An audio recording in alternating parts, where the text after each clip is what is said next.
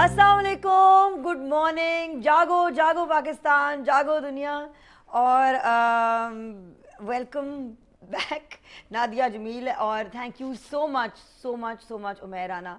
इतनी खूबसूरती से आपने इस हफ्ते जागो दुनिया किया, और मैं आप लोगों का भी बहुत बहुत बहुत दिल से शुक्रिया अदा करना चाह रही हूँ। सब जो यहाँ पे सेट पे लोग मौजूद हैं, सलमान गनी साहब वक्त के हमारे फेवरेट तज्ज़ियाकार मौजूद हैं, और जितने भी आप लोग मौजूद हैं कैमरे के दूसरी साइड पे, जिन्होंने इतनी दुआएं, इतना प्यार और इतना सपोर्ट दिया मुझे इस वक्त में। और आपकी दुआओं की वजह से मैं आज यहाँ बैठी हुई हूँ, और थैंक यू। यूँ ही सपोर्ट करते रहिएगा और दुआएं देते रहिएगा, और मेरी तरफ से भी आप सबको बहुत बहुत बहुत ज़्यादा दुआएं।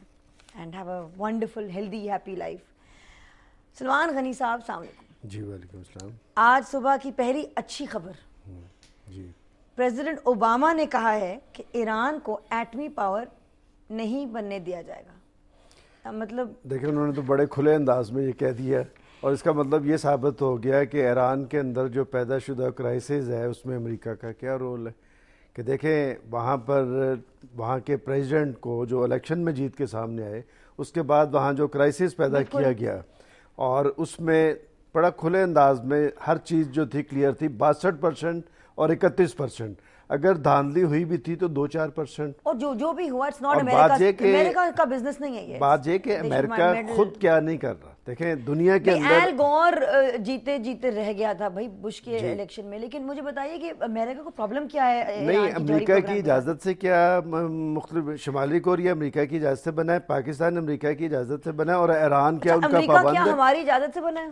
बात वही है ना जी, कि देखें दुनिया को न्यूक्लियर ये पावर हासिल करने से रोका जा रहा है, जबकि दुनिया मसला है जी अमेरिका का सबसे बड़ा मसला है आलमी बालादस्ती। वो चाहता है डिक्टेट करवाए सारे, ख़ास तौर पे मुस्लिम ममालिक उसका टारगेट है, और वो ममालिक मुस्लिम ममालिक में शामिल हैं जो अपना सर खड़ा करके बोलते हैं, जो अपने मफादात का तहफ़्फ़ुज़ करते हैं, जो अमेरिका की बढ़ती हुई जारियत और जो दुनिया के अंदर वो अपनी बालादस्ती कायम करना था उसे चैलेंज कर रहे हैं। लेकिन जब वो बात कहते हैं इस तरह की कि भाई ईरान का जौहरी प्रोग्राम नहीं होना चाहिए, तो इस बात को बैकअप कैसे करते हैं? क्या वजह क्या देते हैं? नहीं, वजह ये ईरान से क्यों खौफजदा है। ईरान एक कौम है, वहाँ पर डेमोक्रेसी है, वहाँ पर एक लीडरशिप है, वो ईरान को चैलेंज करती है। ईरान इसलिए उनका टारगेट बना है ना जी। और नंबर 2 ये कि ईरान एक मुस्लिम स्टेट है, ईरानी एक कौम है। तो बेसिकली क्योंकि ईरान उनका दोस्त नहीं है, ईरान का चमचा नहीं है, दैट्स व्हाई। वही ना जी, ईरान उनकी डिक्टेशन मानने के लिए तैयार नहीं, और जो मुल्क भी उनकी डिक्टेशन मानने के लिए तैयार नहीं, उनकी टारगेट। 33 इंजर्ड कल के सुसाइड बॉम्ब अटैक किया बस पिंडी में। देखें जी, अब ये नया ये पहली बार एक जो इजराइल में हम देखते थे, जब इजराइल फिलिस्तीन की ये सुसाइड बॉम्बिंग्स होती थी, तो इजराइल में हम देखते थे कि अक्सर रेस्टोरेंट्स में, बस स्टॉप्स पे, बसेस पे सुसाइड बॉम्बिंग्स होती थी। ये पहली बात है कि पैसेंजर बसेस को अब टारगेट किया जा रहा है। देखें ये वो ख़ास अदारे की बस थी, और हमारे जो अदारे हैं ख़ास तौर पे फ़ौज, पुलिस और दीगर अदारों को टारगेट किया जा रहा है। खान रिसर्च लेबॉरेटरीज की बस थी। हाँ, मतलब कुछ इतलात ये हैं कि उनकी बस थी, कुछ इतलात ये है कि वो हैवी कम्प्लेक्स वालों की, हैवी मैकेनिकल कम्प्लेक्स की बस थी। बहरहाल है तो वो आर्मी से मुतल्लिका लोग हैं, और हमारी आर्मी को क्यों टारगेट किया जा रहा है? चूँकि हमारी फ़ौज जो है एक ऑपरेशन कर रही है उन इलाकों में, और नेचुरल एक रद्द-ए-अमल होना था, और जूँ ये अपना जो ऑपरेशन है नतीजा खेज़ होगा, यकीनन वो लोग बुखलाहट का शिकार हैं, वो भागेंगे, इस तरह की हरकत ज़रूर करेंगे। लेकिन मैं समझता हूँ कि इस सारी सूरत हाल में जो कौमी इत्तेहाद और यकजहती है, ये सबसे इम्पोर्टेंट है। एक और ख़बर जिसने मुझे परेशान किया बहुत, कि कुछ दिन पहले कराची में एक प्रीस्ट हैं सेंट पैट्रिक चर्च के, और उनको बुलेट से काफ़ी बुरी इंजरीज मिली। 70-year-old priest of saint Patrick church sitting in his car एक बेकरी के बाहर, जब उनके ड्राइवर गए हुए थे कोई एडिबल्स ख़रीदने के लिए, जब आर्म्ड आदमी आए और उनको गोलियां मारी, एंड कंडीशन उनकी स्टेबल है, लेकिन ये उन पर एक अटैक हुआ कराची में। लाहौर में ये आज खबर आई है कि बामनी वाला एक गांव है कसूर के पास, जहाँ पे ईसाई कम्युनिटी को काफ़ी अटैक किया गया है, और ब्लास्फेमी का एक इशू उठाया गया। लेकिन वो कहते हैं कि एक कारी है, कारी लतीफ़, जिसने कुछ नौजवान आदमियों को कहा कि भाई ये क्रिश्चियंस हैं, इनको आप तंग करें और इनको आप अटैक करें। बहरहाल ایگزیکٹ بات کیا ہوئی اس کے بارے میں میرے خیال میں دونوں پارٹیاں سامنے ہوئیں گی تو ان سے بات کی جا سکتی ہے. لیکن یہ بات ضرور ہوئی ہے کہ کرسچین کمیونٹی جو وہاں پہ ہے ان کی چھتیں جلائی گئیں, ان کی الیکٹریسٹی میٹرز توڑے گئے. ایک 80 سال کی بزرگ خاتون, 80 سال کی بزرگ خاتون راج بی بی, انہوں نے کہا روتے روتے کہ ہم نے کبھی مسلمانوں کو کچھ نہیں کہا, ہم تو ہمارے تو بھائی ہیں, بہنیں ہیں, اسی طرح ان کے ساتھ اتنے سال رہے ہیں, تو انہوں نے کیوں ہم پہ یہ تشدد کیا؟ کیونکہ اس 80 سال کی خاتون کے ساتھ بھی کچھ رفع اور برا تشدد کیا گیا ہے. کرسچین کمیونٹی کی جہاں تک بات ہے, یہ ہر اعتبار سے محب وطن لوگ ہیں, یہ پرامن لوگ ہیں, اور جو لوگ پاکستان کو غیر مستحکم کرنا چاہتے ہیں, پاکستان کے اندر انتشار پھیلانا چاہتے ہیں, وہ ٹارگٹ کر رہے ہیں.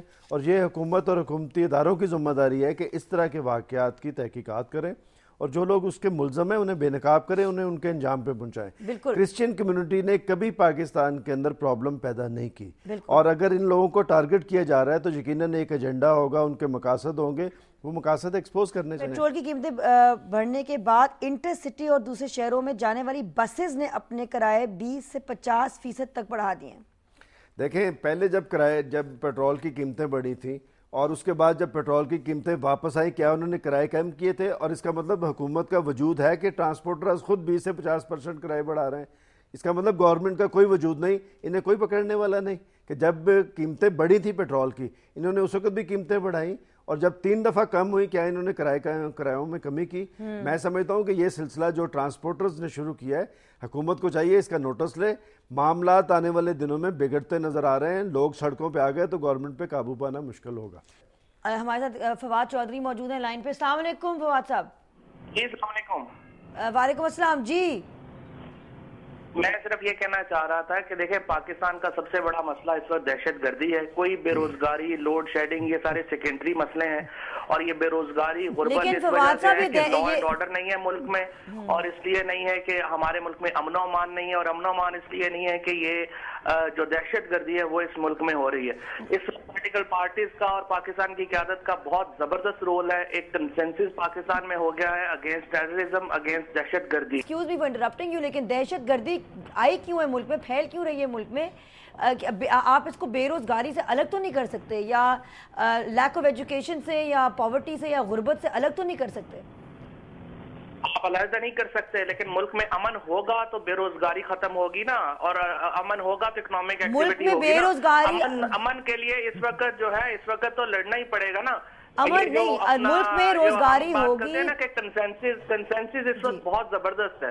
ہمیں اس وقت صرف اور صرف اپنی جو اپنا توجہ ہے وہ وار اگینسٹ ٹیررزم پہ مرکوز کرو, یہ ہماری جنگ ہے. آپ کا opinion ہے فواد صاحب, I respect your opinion a lot. Personally I disagree with you, کیونکہ I feel پتہ نہیں غنی صاحب اگری کریں گے نہیں, لیکن ہماری ایک اور جنگ ہے جو ہم 60 سال سے اوپر سے اگنور کرتے جا رہے ہیں, اور وہ جنگ ہے غربت کے خلاف. وہ جنگ ہے جو عوام کی ایک بے نا احترامی کی جاتی ہے اس کے خلاف. وہ مجھے لگتا ہے زیادہ اہم جنگ ہے. دیکھیں, بات یہ کہ دہشت گردی کے خلاف جنگ یہ 9/11 کے بعد یہ سارا سلسلہ شروع ہوا. پاکستان کو فرنٹ لائن کنٹری کا درجہ دیا گیا. آج ساری دہشت گردی پاکستان خود اس کی لپیٹ میں ہے. اور یہ دہشت گرد کون ہے؟ آپ یہ دیکھیں کہ یہ احساس محرومی کے مارے ہوئے لوگ تھے جنہیں کل تک امریکہ استعمال کرتا رہا. افغانستان کے اندر انہی لوگوں کو پروموٹ کیا جاتا رہا, آج یہ پاکستان کے لیے خطرہ بن گئے. تھینک یو غنی صاحب. Thank you very much. Segment close ہونے کا وقت آ چکا ہے ناظرین, اور بریک کے بعد بلال بھائی